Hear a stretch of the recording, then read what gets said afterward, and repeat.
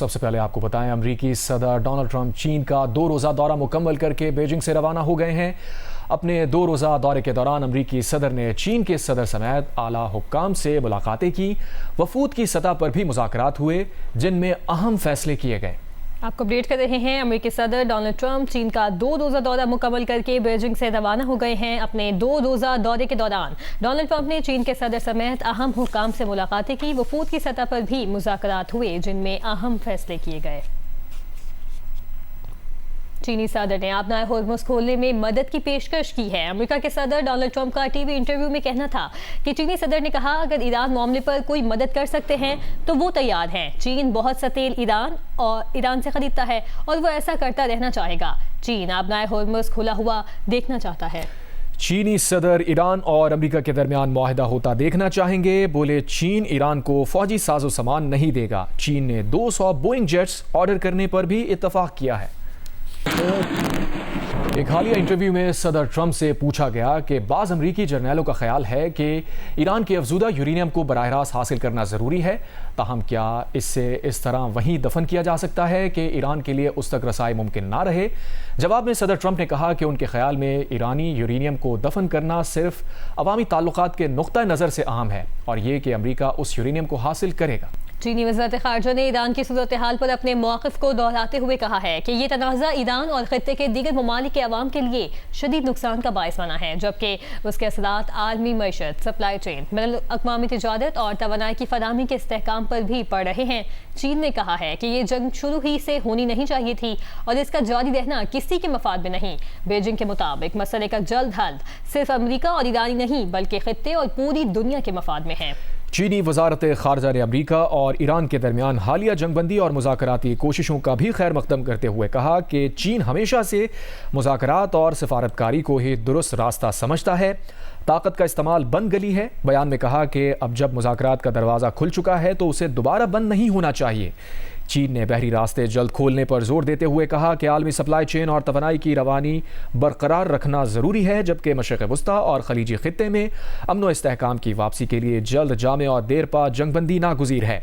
चीनी वज़ारत ख़ारजा के मुताबिक सदर शी जिनपिंग ने मशरिक़ वस्ता में अमन व इस्तेहकाम के लिए 4 निकाती तजावीज़ भी पेश की, जबकि चीन और पाकिस्तान ने खलीजी और मशरिक़ वस्ता के खित्ते में अमन की बहाली के लिए 5 निकाती मुश्तरका इक़दाम जारी किया है।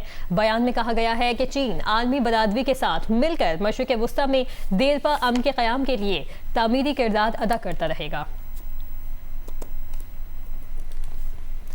उधर सऊदी अरब ने मशरिक़ वस्ता ममालिक और ईरान के दरमियान अदम जारिहत से मुताल्लिक़ मुजव्वज़ा मुआहदे की तजवीज़ पर बातचीत की है। बरतानवी जरीदे फाइनेंशियल टाइम्स ने सफारतकारों के हवाले से दावा किया है कि सऊदी अरब ने अदम जारिहत मुआहदे की इस तजवीज़ पर इत्तेहादी ममालिक से बातचीत की है, ताकि अमरीका और इसराइल के ईरान के ख़िलाफ़ जंग के ख़ात्मे के बाद खित्ते में कशीदगी को कैसे संभाला जाए, इस पर गौर किया जा सके। 2 मगरबी सफारतकारों ने बताया कि रियाद 1970 की दिहाई के हेलसिंकी अमल को मुमकिना मॉडल के तौर पर देख रहा है, जिसने सर्द जंग के दौरान यूरोप में कशीदगी कम करने में किरदार अदा किया था। अखबार के मुताबिक खलीजी रियासतें खास तौर पर इस बात पर तशवीश में मुब्तला हैं कि अमरीका और इसराइल की ईरान के खिलाफ जंग के बाद उन्हें एक जख्मी मगर ज्यादा सख्त गिर ईरानी हुकूमत का सामना करना पड़ सकता है, जबकि खित्ते में अमरीकी फौजी मौजूदगी भी कम हो सकती है। सिफारतकारों के मुताबिक कई यूरोपीय दारुल हुकूमतों और यूरोपीय यूनियन के इदारों ने सऊदी तजवीज़ की हिमायत की है और दीगर खलीजी ममालिक को भी उसकी पुष्पनाही पर जोर दिया है। सिफारतकार के मुताबिक ये सब इस बात पर मुनहसिर है कि इसमें कौन शामिल होगा।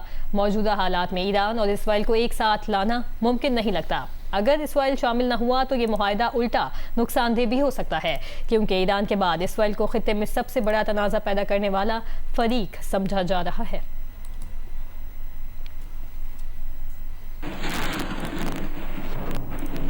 वज़ीर आज़म शहबाज शरीफ से 11 रुकनी चीनी कारोबारी वफ़द ने मुलाकात की। वज़ीर आज़म शहबाज शरीफ ने सदर शी जिनपिंग की क़यादत में चीन की शानदार तरक्की को सराहा। वज़ीर आज़म का कहना था कि पाकिस्तान और चीन के दरमियान तारीख़ी ताल्लुकात हैं। रवा माह के आखिर में अपने दौरे चीन का मुंतज़िर हूँ।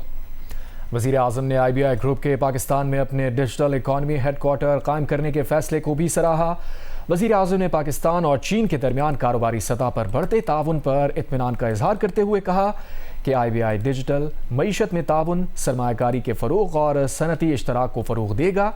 चीन की कारोबारी शख्सियत ने कहा कि IBI पाकिस्तान की मईशत में डिजिटल इस्लाहात में मावनत का ख़्वाह है। पाकिस्तान में IBI के डिजिटल इकॉनमी हेडक्वार्टर का क़याम इस ज़िम्न में इंतहाई मुस्बत साबित होगा। पाकिस्तान के छोटे और दरमियाने दर्जे के कारोबारी इदारों को चीनी मार्केट तक रसाई फराहम करके बेशुमार मौक़े मुहैया करेंगे। कराची से गिरफ्तार मुलजिमा पिंकी के केस में पेशरफ्त हुई है। DIG साउथ ने IG पंजाब और रीजनल डायरेक्टर ANF को खत लिख दिया है। इस हवाले से मजीद डिटेल्स देंगे जियो न्यूज़ के नुमाइंदे काशिफ मुश्ताक से। काशिफ, आगाह कीजिएगा, मजीद क्या तफसीलात हैं?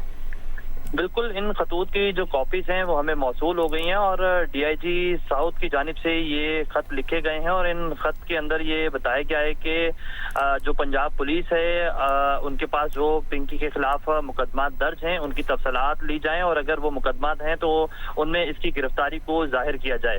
ताहम ना सिर्फ ये IG पंजाब को खत लिखा गया है DIG साउथ असद रज़ा की जानिब से, बल्कि इसके साथ साथ जो ANF हुकाम हैं उन्हें भी खत लिखा गया है और इसमें जो इनकी पिंकी की कोई भी प्रॉपर्टी है या फिर बैंक अकाउंट्स हैं और उसकी जो शनाख्ती दस्तावेजात हैं उनके हवाले से तफसीलात तलब की गई हैं और ये कहा गया है खतूत के अंदर के तमाम तर तफसीलात को जो है वो सामने लाया जाए और बताया जाए और ये मुख्तलिफ जो डिपार्टमेंट्स हैं ये इस पर जो है वो काम करें और काम करने के बाद तफसीलात से आगाह करें।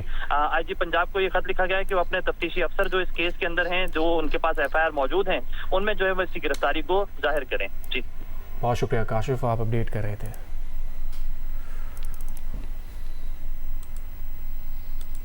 तीसरे जायजे के बाद IMF ने पाकिस्तान की मईशत पर रिपोर्ट जारी कर दी है, जिसके मुताबिक आइंदा माली साल के दौरान बजट में 430 अरब रुपए के नए टैक्सेस मजीद अवाम पर लगाए जाने का तखमीना लगाया गया है।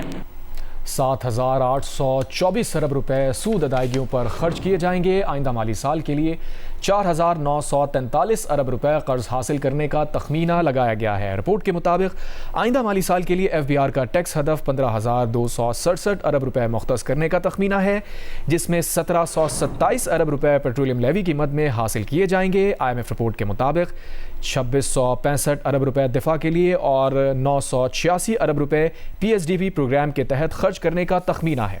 रिपोर्ट के मुताबिक 2,665 अरब रुपए दिफा के लिए और 986 अरब रुपए PSNDP प्रोग्राम के तहत खर्च करने का तखमीना है। रिपोर्ट में कहा गया है कि मजबूत पॉलिसी पर अमल दरामद पाकिस्तान की मौशी बहाली, एतमाद पैदा करने और चैलेंजेस से निमटने के लिए इस्तेहकाम को तक़वियत देने के लिए जारी की जा रही है। माली साल 2026 में GDP की नमू में तेजी आई है, जबकि अफरात ज़र पर काबू पाया गया। ताहम मशरिक़ वस्ता में जंग के असरात ने पाकिस्तान के करीबुल मुद्दती नुक्ता नज़र पर खतरात लाहक कर दिए हैं। जंग से अफरात ज़र में इजाफा शरह नमू और अदायगियों के तवाज़ुन पर वज़न होने की तवक्को की जाती है।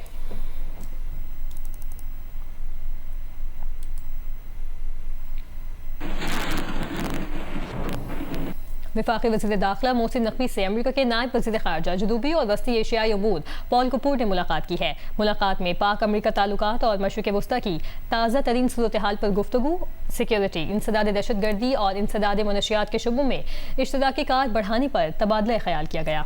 वफाकी वज़ीर दाखिला मोहसिन नकवी का कहना था कि सदर ट्रंप के दौर में पाक अमेरिका ताल्लुकात मज़ीद मजबूत हुए हैं। रेकॉर्ड एक मंसूबे पर काम करने वाली अमरीकी कंपनीज की फुल प्रूफ सिक्योरिटी को यकीनी बनाया गया है। पाकिस्तान और अमरीका के दरमियान बराह रास्त परवाज़ों का जल्द आगाज़ चाहते हैं। मशरिक़ वस्ता के तनाज़े के देरपा और पुरअमन हल के लिए भी पुरुमीद हैं। कायम मकाम अमरीकी सफ़ीर नटली बेकर, वज़ीर मुमलिकत बराए दाखिला तलाल चौधरी और वफाकी सेक्रेटरी दाखिला भी इस मौके पर मौजूद थे।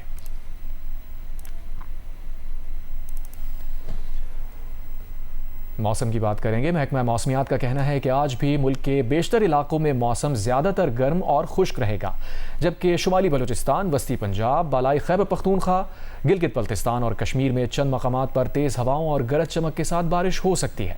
सूबे सिंध के शहरों के बेशतर अजला में गर्मी की शिद्दत बरकरार है। सखर, दादू, मौजूदड़ो, नवाबशाह, मिट्टी और हैदराबाद में दर्जा हरारत 40 से 47 डिग्री सेंटीग्रेड तक पहुंच गया है, जिससे लोगों की मामूलाती ज़िंदगी मुतासिर है। महकमा मौसमियात का कहना है कि बलूचिस्तान में आज कोयटा, योब, ज़ियादत और गिरदोनवा में मतला जुज़वी अबर आलूद रहने के अलावा चंद मकामात पर तेज़ हवाओं और गरज चमक के साथ बारिश का इम्कान है।